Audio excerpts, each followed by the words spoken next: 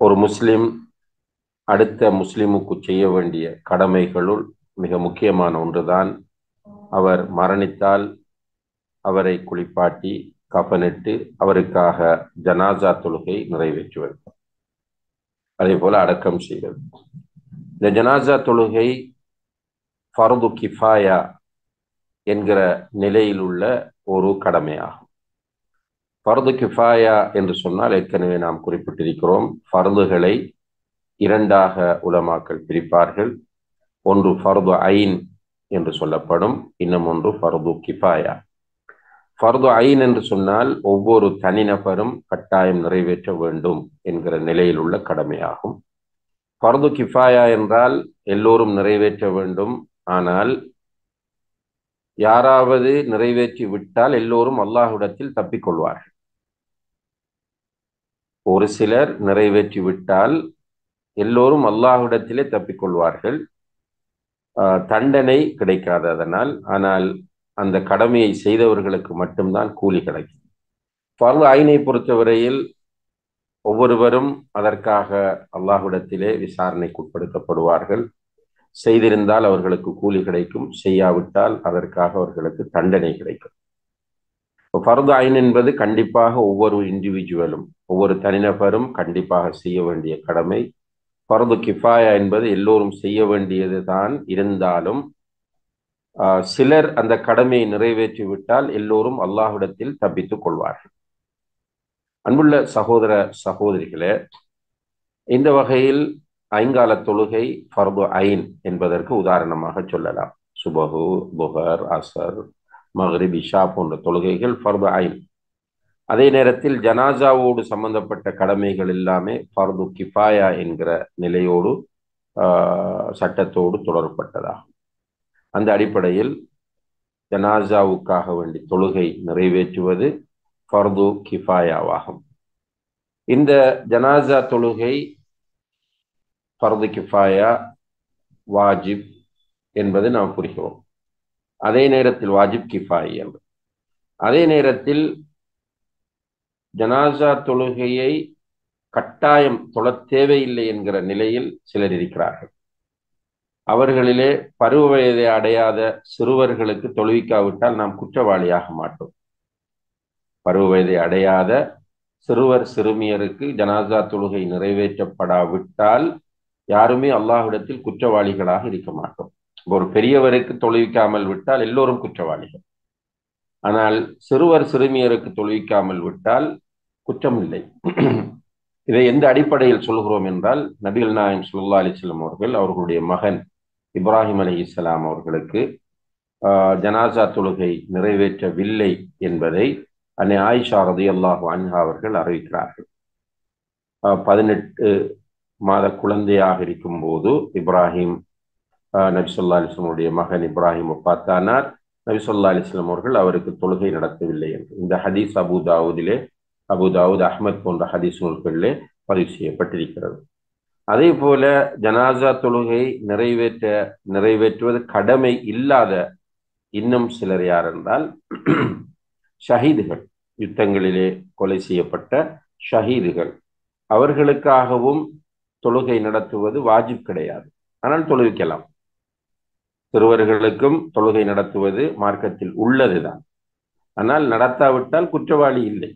அதே போல ஷஹீதுகளுக்கும் தொழுகை இருக்கிறது, ஆனால் யாராவது தொழுவிக்காமல் விட்டால் யாரும் அல்லாஹ்விடத்தில் குற்றவாளிகளாக ஆக மாட்டோம். ஏனென்றால் நபிகள் நாயகம் ஸல்லல்லாஹு அலைஹி வஸல்லம் அவர்கள் உஹதிலே ஷஹீதாக்கப்பட்ட அந்த சஹாபாக்களில் யாருக்கும் தொழுகை நடத்தவில்லை என்பதை நாம் சஹீஹான ஹதீஸ்களிலே பார்க்கக்கூடியதாக இருக்கிறது. அதே நேரத்தில் கடமை இல்லாவிட்டாலும் பொதுவாக நாம் எல்லா முஸ்லிம்களுக்கும் ஜனாசா தொழுகை தொழுவது மார்க்கத்தில் உள்ளது என்ற அடிப்படையில் குழந்தைகளுக்கும் நாம் தொழுகையை நிறைவேற்றுவது சுன்னாவாகும். அதே போல ஷஹீதுகளுக்கும் நாம் தொழுவிக்கலாம். ஷஹீதுகளுக்கு தொழுவித்தால் நமக்கு நன்மை கிடைக்கும். அதே போல அன்புள்ள சகோதர சகோதரிகளே, இன்னும் சிலர் இருக்கிறார்கள், அவர்களை பற்றியும் நாம் தெரிந்து கொள்ள வேண்டும்.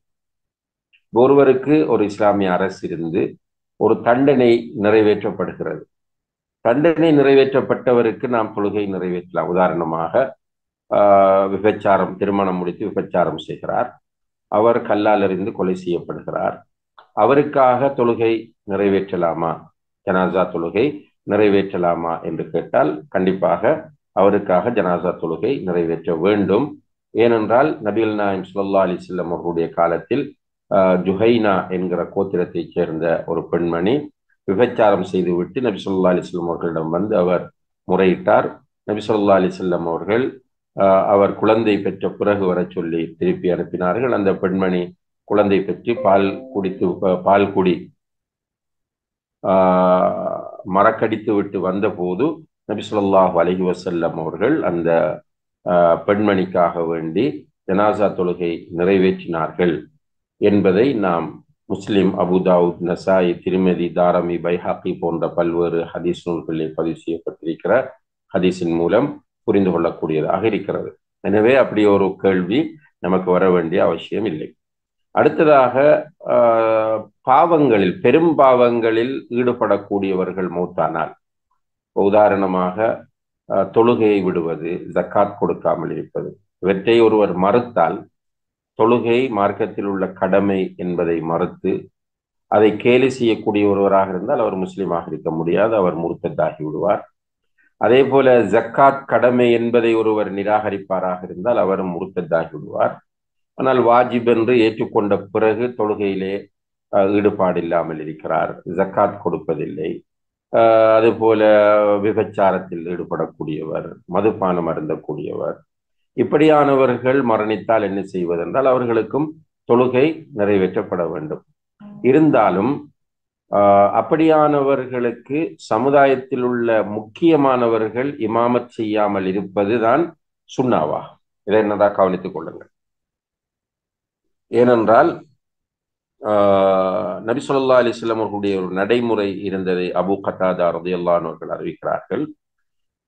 ஜனாசா ஒன்று கொண்டு வரப்பட்டிருக்கிறது, வந்து தொழுகை நடத்துங்கள் என்று நபி ஸல்லல்லாஹு அலைஹி வஸல்லம் அவர்களிடம் சொல்லப்பட்டால் அவர்கள் வந்து கேட்பார்கள், இந்த ஜனாசாவை பற்றி என்ன சொல்கிறீர்கள், இதனுடைய நிலைமை என்ன என்றால், மாஷா அல்லாஹ் இவர் ஒரு நல்லவர் அப்படின்னு சொன்னால் ரசூலுல்லாஹி அலைஹி வஸல்லம் அவர்கள் அதற்காக தொழுகை நடத்துவார்கள். சில நேரம் அவர் மோசமானவர், இப்படிப்பட்டவர், அப்படிப்பட்டவர் என்று விமர்சனங்கள் வந்தால் அல்லாஹ்வுடைய தூதர் சொல்லுவார்கள், ஷஅனுக்கும் பிஹா, நீங்கள் பார்த்து கொள்ளுங்கள், இந்த ஜனாசாவை நீங்கள் பார்த்து கொள்ளுங்கள் என்று விட்டு அவர்கள் தொழுகை நடத்தாமல் போய்விடுவார்கள் என்பதை நாம் பார்க்கிறோம். எனவே பெரும்பாவங்கள் செய்யக்கூடியவருக்கு தொழுகை நடத்த வேண்டும்.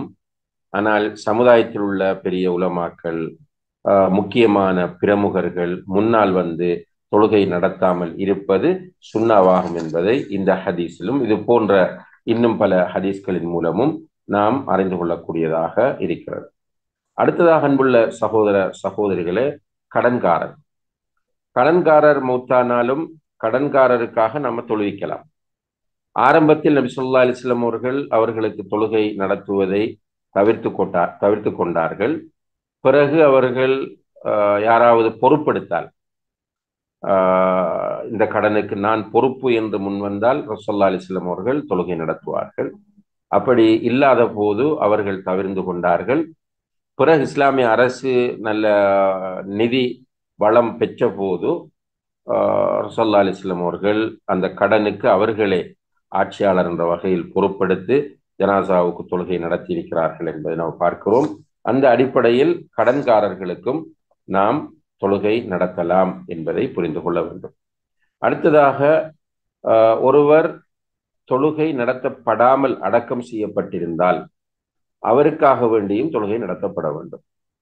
சில நேரங்களில் ஒரு நான் முஸ்லிம்ஸ் வாழக்கூடிய ஏரியாவில் அவர் போய் அங்கு வாழ்ந்து மௌத்தாகி அந்த மக்கள் அடக்கி விட்டார்கள், ஆனால் தொழுகை நடத்தப்படவில்லை என்பது நமக்கு தெரிந்தால் அவருக்காக வேண்டி நாம் தொழுகை நடத்தலாம். குறிப்பாக அவருடைய கபரடிக்கு போய் அந்த தொழுகையை நடத்துவது சிறந்ததாகும்.